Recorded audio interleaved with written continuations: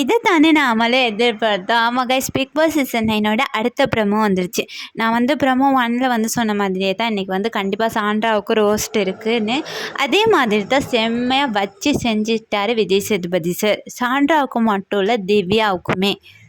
Already சொன்ன மாதிரியே தான் இந்த பாரு, திவ்யா, சாண்ட்ரா இவங்க 3 பிரஜின் இவரையும் சேர்த்துக்கலாம். இந்த 4 பேரும் சேர்ந்துக்கிட்டு வீட்டில் வந்து ஓவராக இது பண்ணுறது. தனித்தனியாக வந்து விளையாடுனா கூட அவங்களோட கேம் ப்ளே ஸ்ட்ராட்டஜி அப்படின்னு சொல்லலாம். ஒரு குரூப்பை உடைக்கணும்னு உள்ள வந்தவங்க கடைசியாக வந்து ஒரு குரூப் ஆகி கேங்க் ஆகி ரொம்ப கேவலமாக வந்து கேம் வந்து ப்ளே பண்ணுறாங்க. முக்கியமாக திவ்யாவெல்லாம் வந்து இப்போ வந்து நிறைய ஃபேன் பேஜஸ் இருக்குது. அவங்களுக்கு தான் ஓட்டிங் லிஸ்ட்லேயும் அவங்க தான் வந்து ஃபஸ்ட்டில் இருக்கிறாங்க. திவ்யா வந்து பாரு, சாண்டா இவங்களெல்லாம் விட்டு விலகி தனியாக கேம் ப்ளே பண்ணால் அவங்க தான் வின்னர் ஆகக்கூட சான்ஸ் இருக்குது.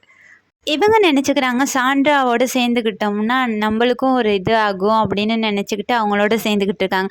அதுதான் விஜய் சேதுபதி சார் வந்து பாயிண்ட் பண்ணி சொன்னார், உங்களால் மட்டும்தான் அந்த ஷோ போகுதுன்னு நினச்சிடாதீங்க அப்படின்னு. ஏன்னா சாண்ட்ரா, பிரஜின்லாம் வந்து இப்போ அந்த தலக்கணத்தில் தான் ஆடுறாங்க. அவங்க வந்ததுக்கு பிறகு தான் கேம் வந்து நல்லா போகுது அப்படிங்கிற ஒரு தலகணத்தில் ஆடிக்கிட்டு இருக்காங்க.